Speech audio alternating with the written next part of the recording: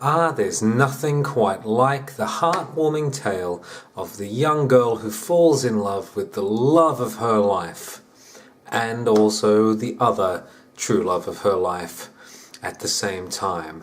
It's 10% luck, 20% skill, 15% concentrated power of will, 5% pleasure, 50% pain, and 100% reason to remember the name.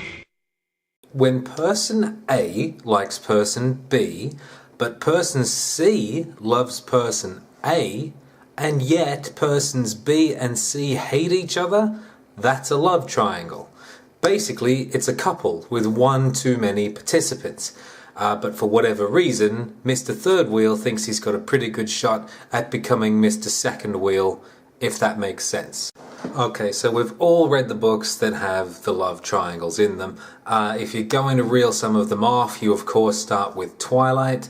The love triangles in that series were so widely loved that they started off with team names about who Bella should eventually end up with. You can trace it back a lot further than that, of course. Harry Potter had quite a big love triangle in it between Ron, Lavender and Hermione. There are love triangles in Percy Jackson, there are love triangles in the Mortal Instruments, there are love triangles in the Hunger Games, there are just love triangles everywhere. So, why so many love triangles? Well, it's sort of commonly accepted reality that a lot of YA books these days are going to contain romance of some kind. The problem is that romance on its own isn't actually all that interesting unless it's set in a background that makes the romance secondary. Teens crave action, and they also crave action wink. Right? So the simplest way to combine those two things is to make the romance itself really dramatic, right? Oh no, she's fallen in love with two people at once and they hate each other. How will this ever work out?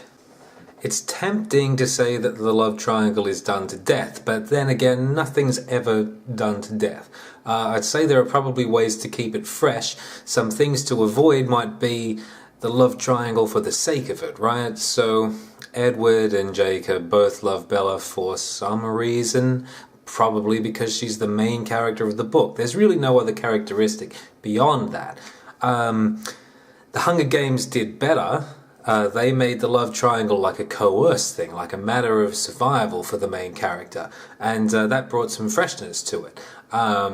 On a different sort of tangent, the Mortal Instruments had a love triangle between Clary, Jace, and Alec, which was, except where Alec is the one who was crushing on Jace, which, you know, makes it a little bit fresher.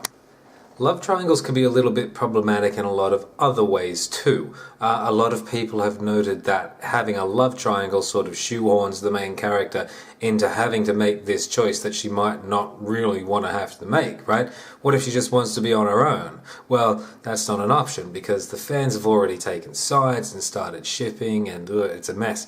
Love triangles also tend to make women especially into prizes that two strapping young men are competing to win, right? And not exactly a 2014 friendly message to send, that one. At the end of the day though, love triangles can still be interesting, right? So if they serve the plot and they have a little depth to them besides, you know, oh, who will I choose? Then they can be a legitimately compelling way to make a romance story really interesting.